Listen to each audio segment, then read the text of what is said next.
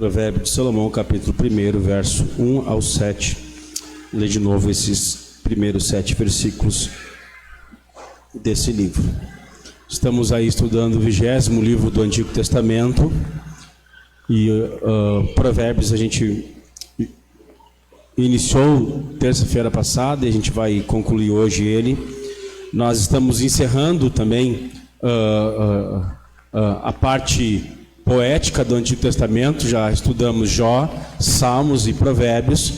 Semana que vem a gente conclui a parte de sabedoria, as poesias do livro do Antigo Testamento, estudando Eclesiastes.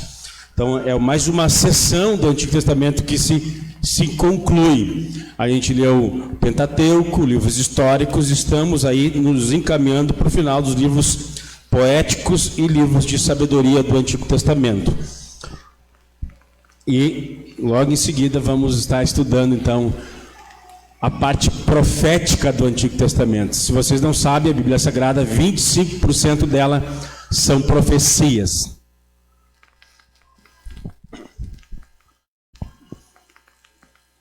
Vamos ler o texto aqui, Provérbios capítulo 1, do 1 ao 7, diz assim: Provérbios de Salomão, filho de Davi, rei de Israel, para aprender a sabedoria e o ensino, para entender as palavras de inteligência, para obter o ensino do bom proceder, a justiça, o juízo e a equidade, para dar prudência aos simples e conhecimento e discernimento aos jovens, que o sábio ouça e cresça em prudência, e que o instruído adquira a habilidade para entender provérbios e parábolas, as palavras e os enigmas dos sábios.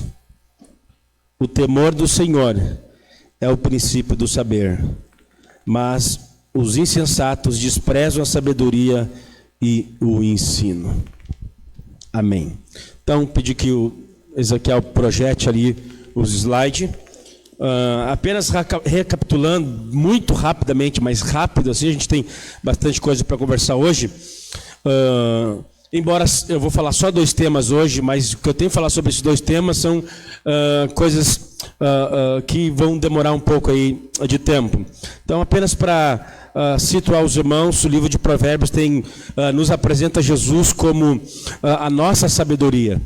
Ele é a sabedoria pessoal, encarnada. Essa sabedoria que Provérbios nos ensina, nos instrui, aponta para Jesus, a sabedoria de Deus. A autoria, nós vimos aqui semana passada, tem Provérbio de Salomão, de Agur, Lemuel. A gente viu aqui que existem 7 coleções de provérbios, e eu não vou explicar isso aqui de novo. Os destinatários, é escrito por Salomão esses reis, para ensinar os futuros príncipes, as futuras princesas e rainhas. Não obstante esses provérbios ter sido escritos e confeccionados no meio da monarquia, da realeza, ele foi direcionado e instruído para ser usado no ambiente familiar, doméstico, em que pai e mãe deveriam instruir os seus filhos. E eu botei ali na parte sobre destinatários, que Provérbios é um livro sobre criação de filhos, de tal maneira que é inadmissível um filho de Deus que crê nas Escrituras e não saiba educar as suas crianças. Nós temos um livro sobre educação para jovens, como eles serem justos, como eles serem honestos, terem hombridade, enfim. Alguns conceitos básicos: temor do Senhor, provérbios ilutam os princípios e não promessas, os caminhos da sabedoria conduzem a vida, a sabedoria leva à compreensão do princípio de retribuição. Propósito do livro: dar sabedoria aos jovens. Capítulo 1, a gente leu aqui do 1 ao 7. Esses são máximas, são ditados que ajudam as pessoas a viver a vida. E elas são direcionadas então aos jovens para que eles aprendam a prudência, que aprendam o bom ensino, como se proceder em justiça, equidade, para ter conhecimento, enfim. para trazer maturidade. Falamos semana passada sobre alguns temas do livro, e o primeiro tema que a gente abordou foi sabedoria, por que obter sabedoria, onde encontrar sabedoria.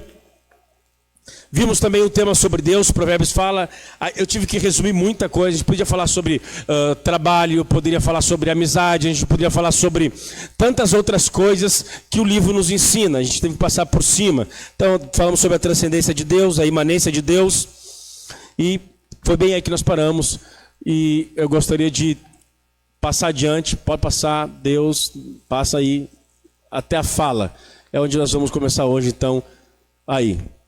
Outro tema importante do livro de Provérbios, em que Salomão está preocupado para ensinar as crianças, os jovens, para serem bem-sucedidos, para que possam evitar problemas na vida, além de ensinar sobre sabedoria, a fonte da sabedoria, o que é sabedoria, sobre o temor de Deus, apontar sobre Deus como a fonte de sabedoria. Salomão também se detém um longo tempo para instruir os seres humanos sobre a fala, sobre as conversações, sobre as palavras. E eu gostaria de que esse aspecto a gente parasse um pouquinho, desse uma olhada antes de nós irmos adiante, ok? Então esse é um tema principal do livro. Um dos temas principais também é a fala. O livro de Provérbios tem muito a nos dizer, tem muito a nos ensinar sobre o uso e o abuso da língua. De fato, 3 abominações na advertência contra os 7 pecados que Deus detesta estão relacionados ao falar, ao linguajar, ao uso das palavras ou o abuso delas. Provérbios 18, eu quero que você abra isso. Provérbios 18, verso 21. Nós vamos ler bastante texto semelhante à terça-feira passada. Provérbios capítulo 18, verso 21. O poder da vida e da morte estão no poder da língua. Vamos ver esse texto, Provérbios 18, 21, que diz assim: a morte e a vida estão no poder da língua. Quem bem a utiliza, come do seu fruto. E a ideia aqui não é essa ideia neopentecostal, mística, de que nossas palavras têm poder, como se fossem palavras poderosas sobrenaturalmente, assim, de pé de igualdade com a palavra divina. Não, a ideia aqui é de palavras podem machucar, palavras podem ferir, palavras podem destruir. Aqui está falando sobre a questão de crítica, de julgamento. E eu penso que nos dias que nós vivemos, mais do que nunca, provérbios têm que ser ensinado, lido e relido, numa época em que todo mundo critica todo mundo. Todo mundo julga todo mundo.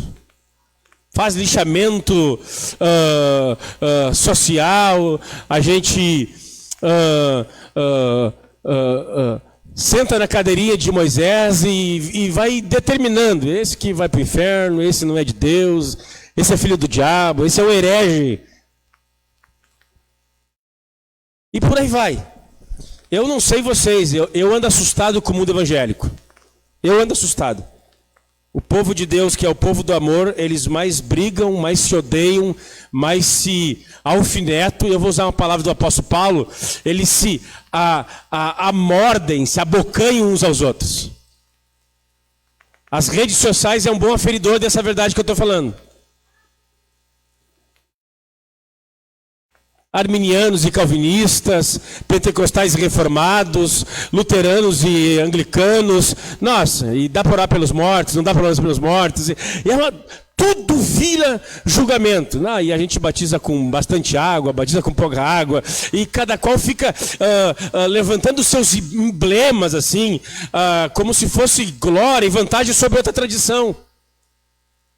há uma disputa, há uma vaidade, há uma vanglória no nome de coisas sagradas.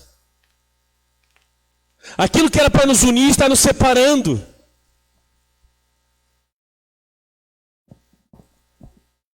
Horrível. Salomão nos fala sobre o poder da vida e da morte que estão na língua.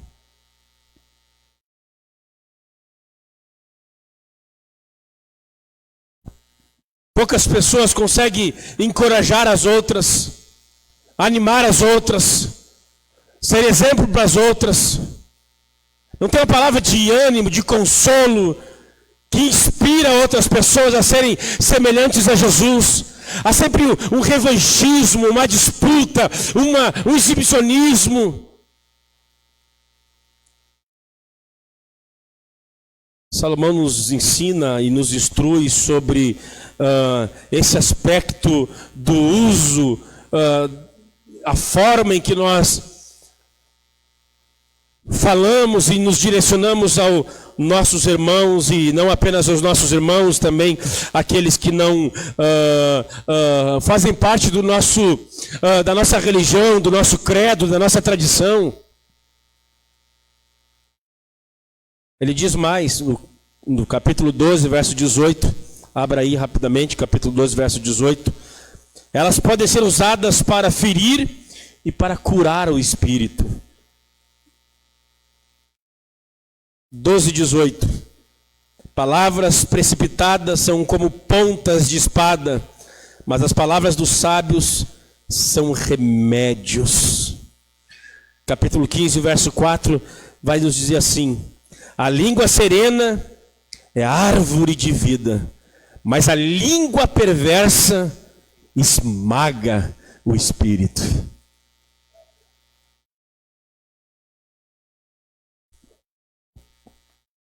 Pergunta para nós aqui essa noite: como nós estamos usando a nossa língua?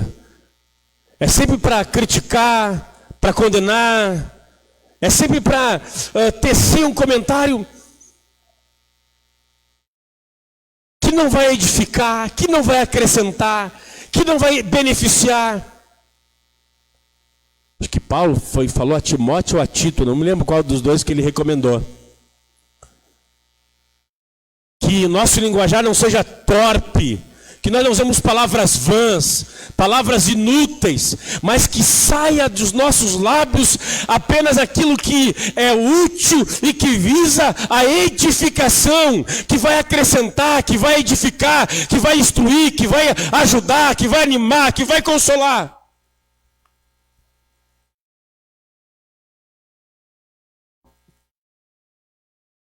Tem gente que não tem apenas a língua ruim, tem uns olhos ruins. Jesus disse: se os teus olhos forem maus, todo o teu corpo vai estar em trevas. Tem gente que tem um olhar ruim para a vida. Nada está bom. Ninguém presta na igreja. Se faz uma série de confronto, ele fica brabo. Se faz uma série de pregação de consolo, ele está emburrado também. Jesus, olhando para pessoas assim, diz: olha, vocês são uma geração difícil. Cantam músicas e vocês não dançam. Choram lamentações e vocês não choram. Os olhos de vocês são maus. Tem gente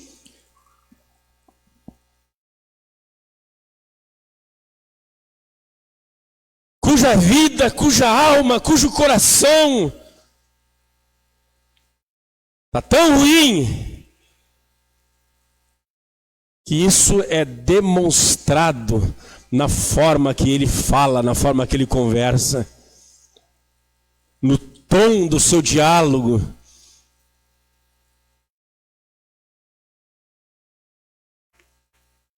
Quando você recebe alguém na sua casa, qual que é o tom da conversa? É a vida alheia, é a fofoca? É a queda do irmão? É o pecado do irmão? Ou vocês falam sobre as grandezas de Deus, sobre a vida de Deus, coisas que vão ser úteis? Vamos mais adiante. Provérbios 10, 21 diz que a fala pode ser usada para gerar fé, crenças, convicções. 11, 9 também diz isso. Provérbios 16, 27 e 28 diz que a boca do ímpio espalha discórdia. É como se fosse um fogo devorador que vai disseminando, vai estragando, vai contaminando.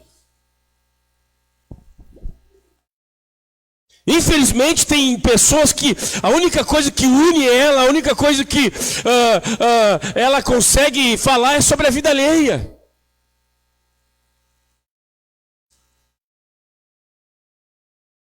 Provérbios 16, 27 e 28. Vamos ler esses provérbios. Abra, você está com a Bíblia aberta. E a Provérbios 16, 27 e 28, onde diz assim, o texto sagrado. O desprezível cava o mal, e nos seus lábios há como que fogo ardente. O perverso semeia discórdia, e o difamador separa os maiores amigos.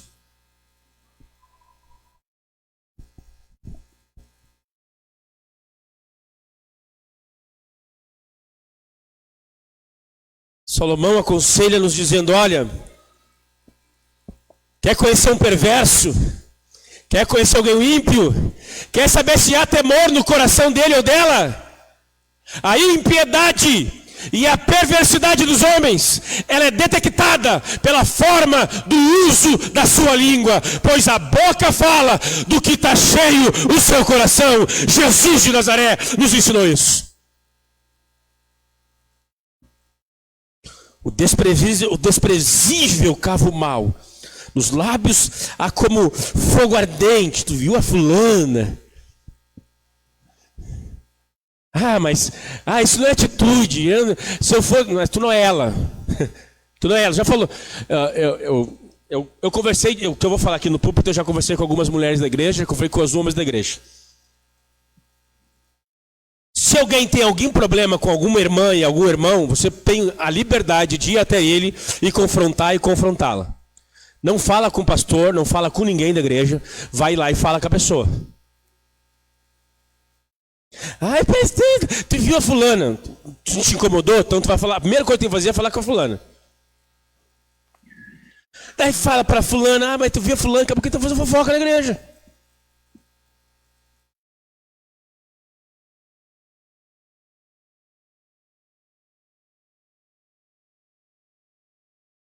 E às vezes até no nome de piedade, às vezes tem nome de piedade isso, cara. Tem nome de piedade, parece piedade, mas não é piedade. Você pode ler em casa, Mateus 18. Se nós temos alguma coisa contra o irmão, nós vamos ter com ele, nós vamos conversar. Nós somos irmãos. Eu te amo, eu gosto de ti, mas essa atitude não está legal. É assim que funciona. Se ele não te ouvir, tu leva uma testemunha. Se não ouvir tua testemunha, então tu chama o presbitério da igreja, chama o pastor, tem o presbítero Alexandre que é o pastor da igreja, e a gente resolve. É assim que funciona. Mas nós temos que entender, meus irmãos, que é feio falar de alguém pelas costas dele ou dela. Eu saber do teu problema com o irmão falando de tal, não vai ser útil para a minha vida, é um problema de vocês. A não ser se vocês não conseguirem resolver, querem uma mediação, ok. Convide uma liderança da igreja, alguém maduro, alguém espiritual para resolver e ajudá-los a sair desse problema. Mas no máximo que vai fazer é fazer com que os outros irmãos olhem essas pessoas com um olhar ruim. Isso é difamar. E você está quebrando o nono mandamento. O perverso semeia a discórdia. E o difamador, difamar é tirar a fama, tirar a honra da pessoa, o nome dela, espalhar coisas falsas, espalhar mentira, julgar sem saber. 90% daqui se converteu na Assembleia de Deus. Então vocês vão me entender o que eu vou falar.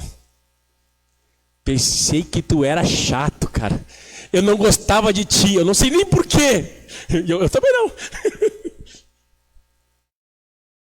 Obrigado, Daniel.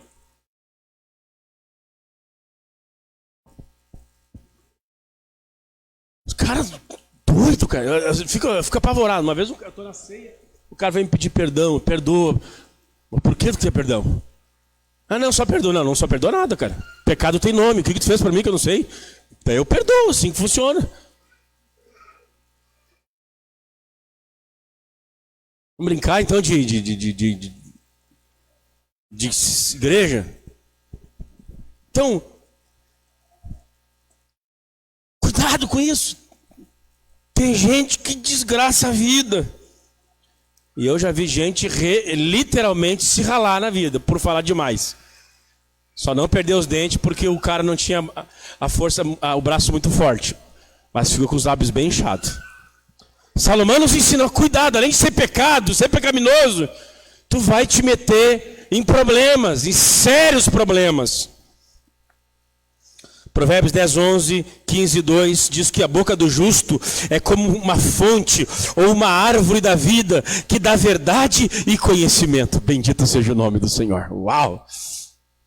Os filhos de Deus, os discípulos de Jesus, seus lábios é como fosse a árvore da vida, uma fonte que joga vida, conhecimento, verdade, evangelho.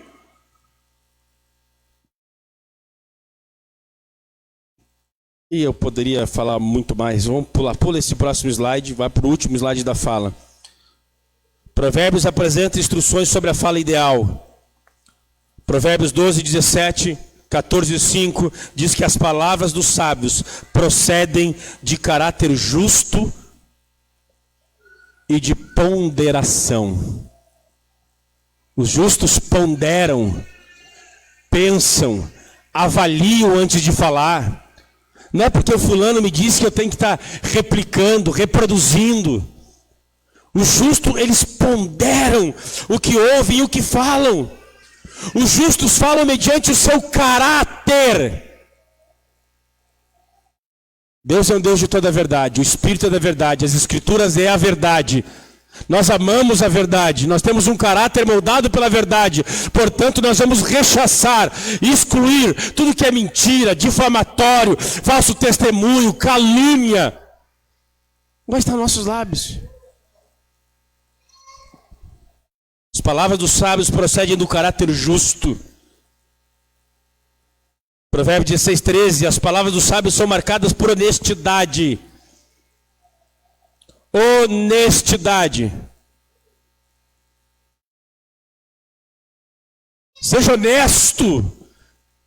Você tem certeza que o que estão dizendo acerca do fulano é verdade? A classe pastoral é a classe que mais sofre. Eu também acho que ela deixa a desejar algumas vezes. Sei disso.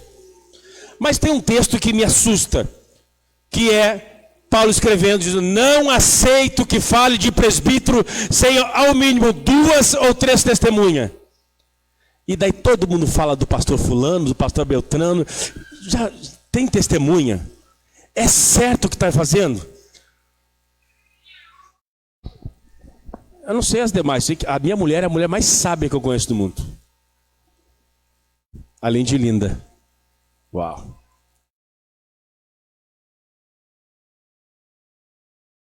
Várias vezes nós estamos em assuntos assim com pastores, com liderança, ele assim, ó, peraí, alto lá. De onde procedeu? Tem testemunha? O texto sagrado diz isso. De repente vocês estão incorrendo num julgamento pernicioso. É como se o Senhor me botasse a mão nos meus peitos e alto lá, meu filho, te converte. Quantos homens? E pastores só têm as escrituras, né? E o seu caráter, a sua honra.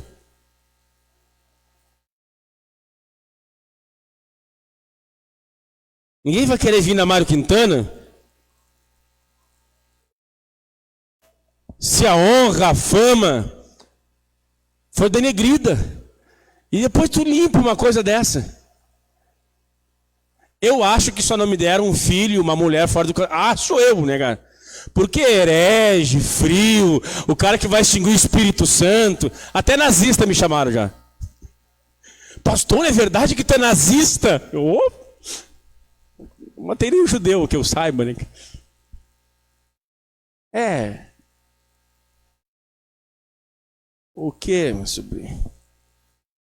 Então, meus irmãos, É algo extremamente importante. Você pode ler Tiago. Tiago tem capítulos inteiros sobre o uso devido da língua, da fala. Fecha parênteses, agora eu quero falar com você sobre outro tema importante que Provérbios fala, que é sobre a sexualidade humana. E eu falei para os pais virem aqui hoje. Nós vivemos uma época de ideologia de gênero. Tudo indica que o ano que vem será um ano difícil. PSOL, PT, PCdoB assumiu aí metade da Câmara dos Vereadores nessa eleição. Estejam preparados para os projetos mais lindos e belos que a história dessa cidade já experimentou.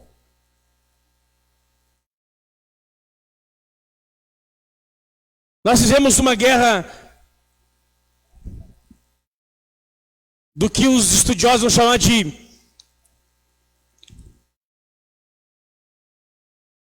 marxismo cultural,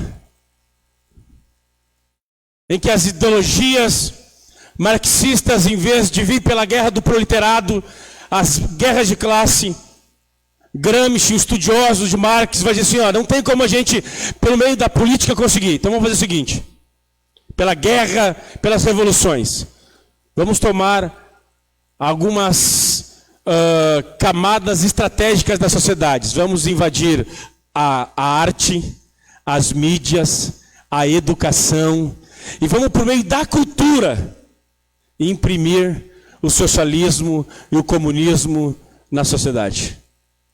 Nós fizemos essa guerra cultural hoje em dia. E os nossos filhos estão aí, no meio dessa briga, dessa loucura. Guerra de ideologia de gênero. Uma pressão terrível. Casamento homossexual. Lesbianismo. Divórcio. A sexualidade.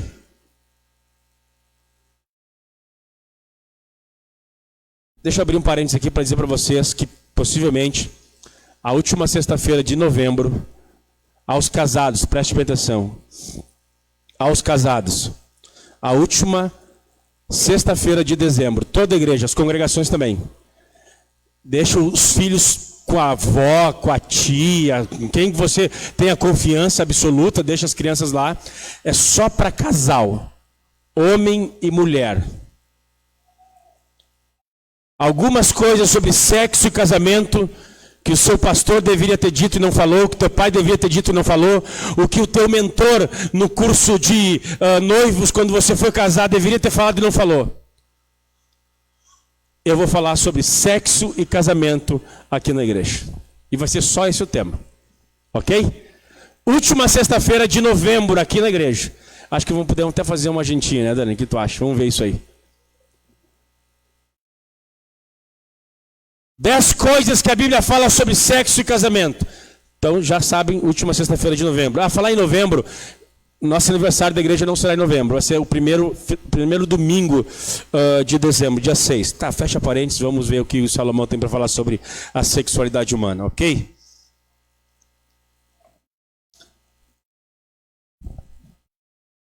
Sexualidade humana. Preste bem atenção, está na tela ali. A sabedoria de Provérbios exalta a virtude do casamento. Salomão tem o casamento como uma virtude, e a ideia de casamento que Salomão nos ensina no livro de Provérbios é monogâmico. É um homem e uma mulher. E ele adverte contra a insensatez da licenciosidade, da libertinagem. O livro de Provérbios nos traz algo sobre a complexidade dos relacionamentos entre homem e mulher. Isso que ele nos ensina ainda são recursos valiosos para abordar os problemas associados à sexualidade humana. Existem 10 coisas sobre a sexualidade humana que Provérbios nos ensina. E nós vamos lá uma por uma. As afirmações, as admoestações e as diretrizes bíblicas para este aspecto da vida humana incluem, número 1, primeira coisa que a Bíblia fala sobre a sexualidade humana, número 1, o valor da instrução de sabedoria como um antídoto para o pecado sexual. Provérbios, capítulo 2, verso de número 17. Corra os olhos junto comigo nesse texto. Diz-nos assim a palavra do Senhor. A sabedoria também o livrará da mulher adúltera, da estranha que lisonjeia com palavras. Sabedoria, a instrução, encher a cabeça de informação da palavra de Deus, a instrução da sabedoria é um antídoto. Somente idiotas traem as suas esposas, somente imbecis, burros, ignorantes, sem cérebros, sem entendimento, nécios. Salomão diz que quando você tem sabedoria, o Senhor lhe guarda, Ele lhe livra da mulher adúltera, da mulher que lhe lisonjeia com seus lábios. Então Salomão nos ensina a primeira coisa sobre esse tema, que a instrução de sabedoria é um antídoto contra o pecado sexual. Aos pais que me ouvem aqui essa noite, teus filhos têm que saber sobre essas verdades, sobre macho e fêmea, homem e mulher, e como é que se vive a vida conjugal. Não é com aquela professora marxista, não é com o professor da escola dominical. Você não tem que transferir responsabilidade, você tem que se humilhar diante de Deus, ler as escrituras e educar os seus filhos. Bendito seja o nome do Senhor. A igreja está transferindo responsabilidade. Eu tenho medo do marxismo cultural. Eu não gosto não por causa dos meus filhos.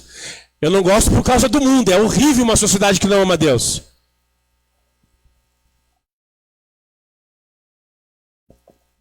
Eu tenho pena daqueles que não conhecem o Evangelho. A Globo, o professor é marxista. E eu conheço, cara.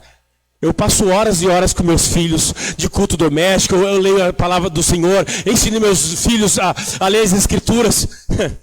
Se eu perder por um professor universitário, está ruim, eu não mereço ser chamado de pai.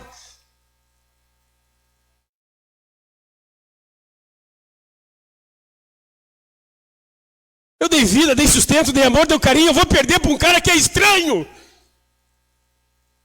O antídoto contra os pecados sexuais é sabedoria, e os teus filhos têm que recorrer a você para aprender essas verdades, para que Deus os livre desses laços terríveis. O que mais? Segunda coisa, a pureza do casamento e a conveniência do amor erótico heterossexual dentro dos limites do casamento. Provérbios capítulo 5, abra sua Bíblia aí. Fica a Bíblia aberta, meus irmãos. Por favor, acompanhe o texto. A melhor parte do sermão e do estudo bíblico sempre é a leitura pura e simples das Escrituras Sagradas. Provérbios capítulo 5 e o verso de número 15 ao 23, que diz assim o texto sagrado. Beba água da sua própria cisterna e das correntes do seu poço. Aqui ele está falando sobre casamento, ok? É uma linguagem figurada. A sua própria cisterna. Quando a tua mulher tem que procurar prazer na tua mulher, somente na tua mulher. O casamento é monogâmico. Não é no mundo virtual, não é na mulher alheia, não é no homem alheio, não é no homem da revista, do filme, seja lá o que for. Beba água da sua própria cisterna e das correntes do seu poço. Porque você derramaria as suas fontes lá fora, e os seus ribeiros de águas pelas praças, que sejam para você somente, e não para os estranhos que estão com você. Seja bendito o seu manancial, e alegre-se com a mulher da sua mocidade. Corça amorosa e gazela graciosa, que os seios dela saciem você em todo o tempo, embriague-se sempre com as suas carícias. Meu filho, porque você andaria cego atrás de uma estranha e abraçaria os seios de outra?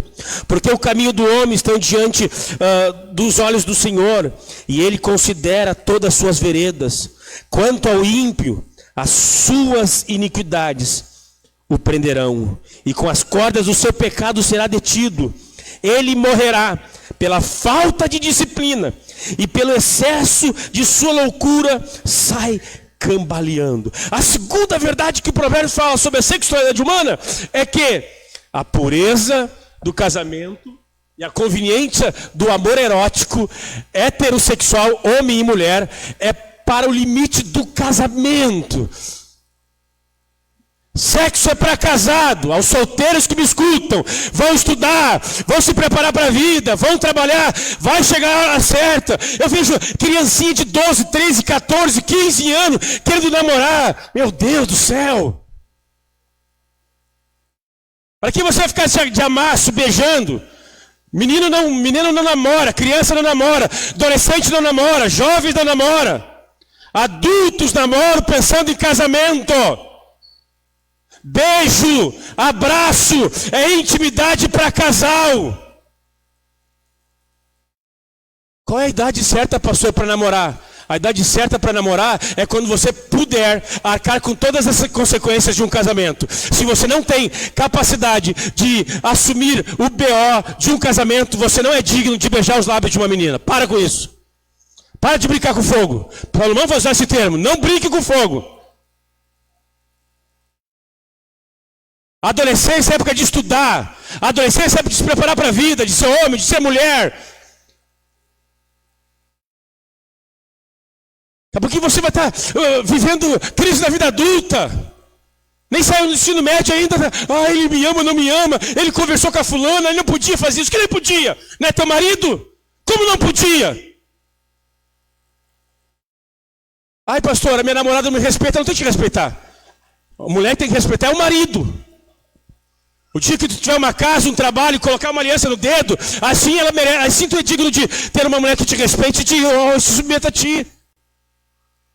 Gurizinho, dá vontade de dar uns peteleco. As cuecas ainda tem um arranhão de bicicleta ali.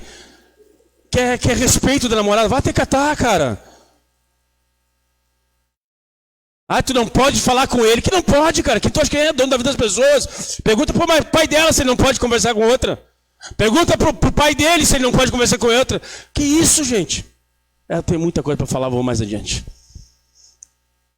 A pureza do casamento é a conveniência do amor erótico, de prazeres e intimidades. É para dentro do casamento. Somente para o casamento. Castidade ainda é a vontade de Deus. Os jovens se dediquem os solteiros se dediquem ao Senhor. Os casados se dediquem à esposa, à família. Terceira verdade que Salomão nos ensina em Provérbios sobre a sexualidade humana. A necessidade de proteger e disciplinar os olhos e a boca, pois são as principais entradas de tentação que levam à depravação. Provérbios capítulo 5, verso 1 ao 6. Diz assim: meu filho, dê atenção à minha sabedoria, inclina os ouvidos à minha inteligência, para que você conserve o discernimento e para que seus lábios guardem o conhecimento. Porque os lábios da mulher imoral destilam mel, as suas palavras são mais suaves do que azeite. Mas o seu fim é amargo, como fel, e cortante como uma espada de 2 gumes. Os seus pés descem para a morte, e os seus poços conduzem ao inferno. Ela não faz plana a vereda da vida, anda errante nos seus caminhos e não o sabe. Alguém lê para mim rapidamente Jó 31, verso 1.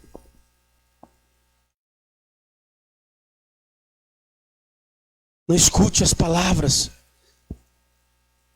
Não dê atenção às palavras que ela diz. Salomão nos previne que... Aqui, ó, se teu pai nunca te falou isso, eu vou te falar. Tem coisas que você não pode ouvir. Tem músicas que exaltam o sexo que você não pode ouvir. Você tem que guardar os teus ouvidos, os teus olhos. Alguém achou já? Jó 31, 1? Uau. Então, aquilo que tu ouve, aquilo que tu enxerga, deve ser policiado, deve ser disciplinado.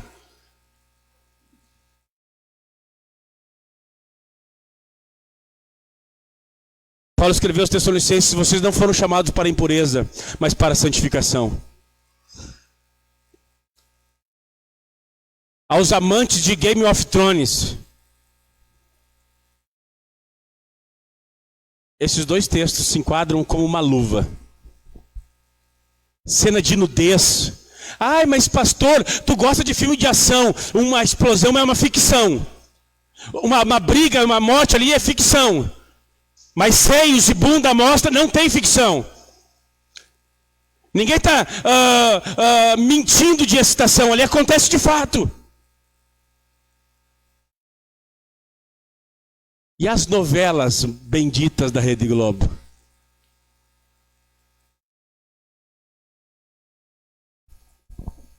Salomão nos ensina sobre a sexualidade humana, a necessidade de proteger e disciplinar os olhos e a boca, pois são principais entradas de tentação que levam à perversão e à depravação. Quarta coisa que Salomão nos ensina: estar ciente da destruição dos ciúmes que brota do adultério. Provérbios 6, 20 e até o verso de número 35. É extenso, você lá em casa, mas diz assim, ó: aquele homem que dorme com a mulher que não é dele, suscitará a ira do seu marido e ele acaba morrendo. Você lembra, há 10 anos atrás, ali uma igreja da Zona Norte, você lembra? O cara foi trabalhar na transportadora e deu um perdido e não estava, e pegou o cara debaixo da cama e matou. Brinca com o pecado, brinca com a iniquidade, brinca de fletear, brinca até que você encontra um homem cheio de ciúme, cheio de raiva, e você vai ver a ira de Deus em forma humana. Vamos mais adiante. Pode passar o slide. Quinta coisa que Provérbios nos ensina sobre a sexualidade humana: estar ciente dos perigos do ócio, da preguiça. Muitos pecados sexuais se dão porque os homens não estão comprometidos, não estão assumindo suas responsabilidades. Eu até postei no grupo dos homens o Matt Chandler, naquele livro naquele videozinho de 5 minutos, que o homem tem que chegar cansado em casa, exausto.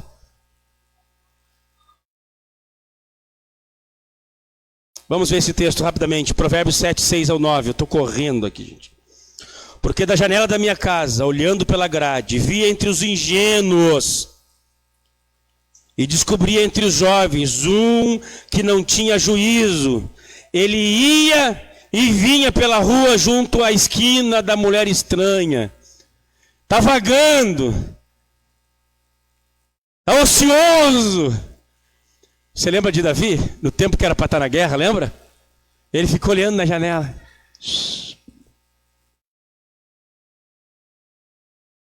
Se tu fosse um menino que se dedicasse a estudo, tivesse uma profissãozinha, tu não tinha tempo para ficar vagando em sites proibidos, você estaria cansado. Homens que estão trabalhando pela sua mulher, seus filhos, para sustento, eles não têm tempo para ficarem pensando bobagem. Muito da infidelidade conjugal se dá no ócio. E eu vou dizer mais aqui. Homens que são preguiçosos de fazer a sua mulher feliz. Egoístas. Que não cumprem o seu papel. Estão sujeitos a esse tipo de iniquidade e transgressão. Estar ciente dos perigos do ócio, prostituição, promiscuidade, é o solo fértil, onde surge a pecaminosidade. A preguiça é um solo fértil, a ociosidade é um solo fértil. Os bichos mais à toa da igreja são os que estão mais escravizados por vícios sexuais. A ocupar o teu tempo, meu irmão. A fazer algo de útil para o reino de Deus, para o mundo, para a tua família. Sexta coisa, sobre a sexualidade humana. A importância da família para o ensino e execução dos valores sexuais. Provérbios capítulo 7, verso 1 ao 5 diz assim: Meu filho, guarde as minhas palavras e conserve os meus mandamentos em seu coração. Observe os meus mandamentos e você viverá. Guarde a minha lei como a menina dos seus olhos. Amarre-os aos dedos e escreva as tábuas do seu coração. Diga à sabedoria, você é minha irmã, e ao entendimento, você é meu parente, e eles o guardarão da mulher imoral e da estranha que lisonjeia com palavras. Sexta coisa importante que Provérbios nos ensina, que Salomão nos instrui sobre a sexualidade. Porque o pai é ausente, a mãe é ausente. O cara não sabe nem para ele, vai poder saber ensinar os filhos. Não vem falar sobre teologia reformada comigo, sobre trindade, se a tua mulher não te acompanha, os teus filhos não te acompanham, estão ficando para trás e tu cresce. Tem alguma coisa errada nessa piedade aí. Eu conheci muita coisa, tá aí. E a tua mulher, teus filhos? Não estão vindo junto, o que está acontecendo? Tem alguma coisa errada. Tem alguma coisa errada, cara. Salomão nos ensina, em sexto lugar, a importância, o papel da família no ensino e na execução dos valores sexuais. Ele diz, filho meu filho, verso 24 e 27 do mesmo capítulo. Agora, meu filho, escute o que eu digo e dê atenção às palavras da minha boca. Não deixe que o seu coração se desvie para os caminhos dessa mulher e não ande perdido nas suas veredas. Papai e mamãe têm que ensinar isso. Ordem sexual, gênero sexual, quem ensina é a família. Querem me prender? Podem me prender. E está ao vivo isso aí. Morrerei dizendo que isso é papel da família.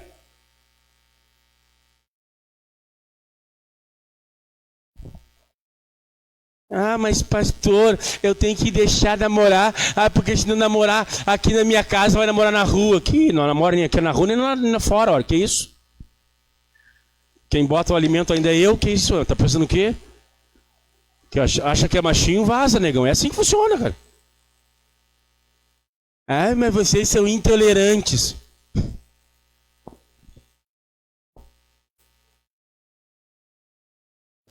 Sétimo lugar, estar ciente das sutilezas do pecado. Não vou ler esse texto. A facilidade que os pecados sexuais são racionalizados, endurecidos assim o coração dos justos para os princípios morais. Salomão nos ensina como os pecados sexuais, a gente vai racionalizando. Não, mas isso não tem problema. Mas os tempos são outros. Mas isso não é assim dessa maneira. É jovens. Sabe que essa terminologia adolescente é nova, né? Não existia isso aí. Na Bíblia tu não encontra um período em que os seres humanos estão livres de toda a lei para fazer o que quiser. E daí daqui a pouco eles caem a consciência e voltam se humilhando. Não existe isso, meus irmãos. Se a cultura impregnou de forma pagã, e eles vão racionalizando. Vamos passar mais adiante, que eu quero encerrar em Jesus.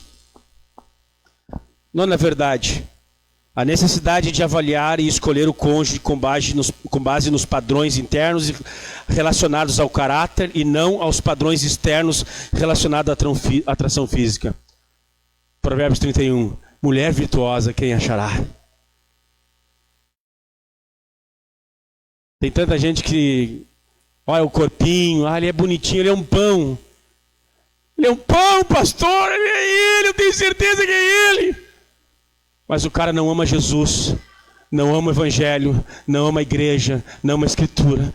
Mas pastor, ela é aquela de Salomão de Cantares, nossa. As suas curvas e aí, cara, não respeita a mãe, não respeita o pai. Salomão nos ensina que os homens e as mulheres, quando escolherem o seu cônjuge, não devem escolher pela grana, pela beleza física, mas pelo temor do Senhor. Pois o temor do Senhor é o princípio da sabedoria. Eu vou casar a minha filha com um cara que tá estável financeiramente, alguém bom. E aí, cara, ele é ímpio, e aí? Imagina, teus netos não vão adorar Jesus. Teus netos não vão adorar a Santíssima Trindade. Pode não passar fome, mas a eternidade está longe de Deus. Imagina uma família secularizada. Salomão nos ensina a necessidade de avaliar e escolher o cônjuge com base nos padrões internos relacionados à espiritualidade e não aos padrões externos. Em último lugar, sobre sexualidade humana, Salomão nos ensina a necessidade de os cônjuges evitarem discussões e manter linhas de comunicações abertas. Eu queria ter tempo para discorrer sobre isso, porque tem gente que passa um dia todo sem conversar, vão dormir sem falar, e eu sei de gente que vai para a cama e fica meses, até mesmo sem se relacionar com a esposa. Por isso que na última sexta-feira desse mês, eu vou falar com vocês sobre sexo e casamento. Ok? Amém? Eu gostaria de encerrar. Já peguei de vocês aí 10 minutos. Eu queria terminar 9h30. Mas eu gostaria de terminar lendo. Pode passar isso aí, Ezequiel. Ou a Patrícia, sei lá quem está ali. Próximo é tudo sobre Jesus.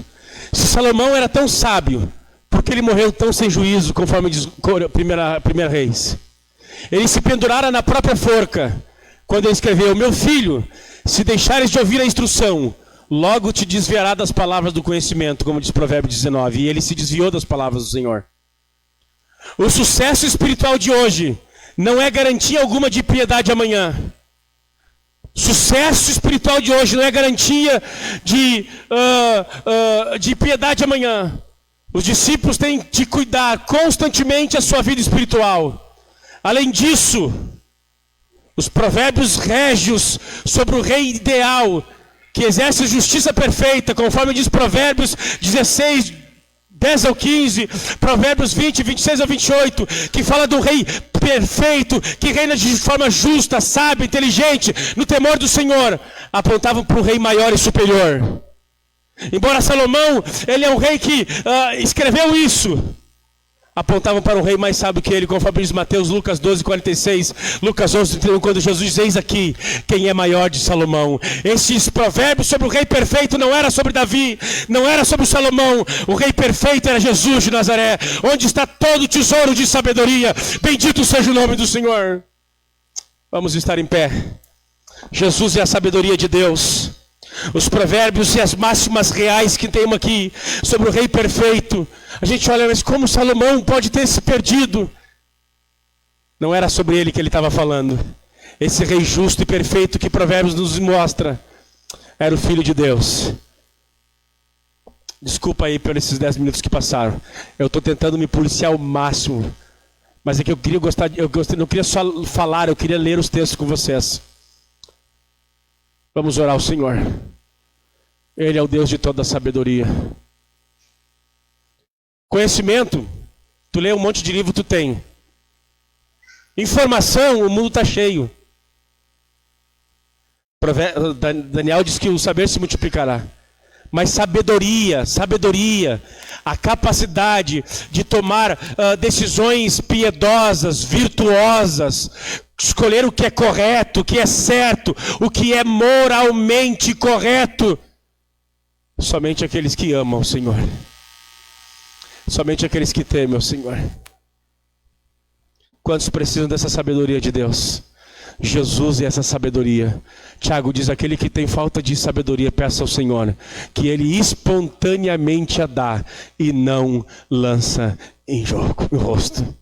E ele diz mais: a sabedoria que vem do alto, ela é pura, ela é tratável, ela é pacífica, ela é cheia de bons frutos.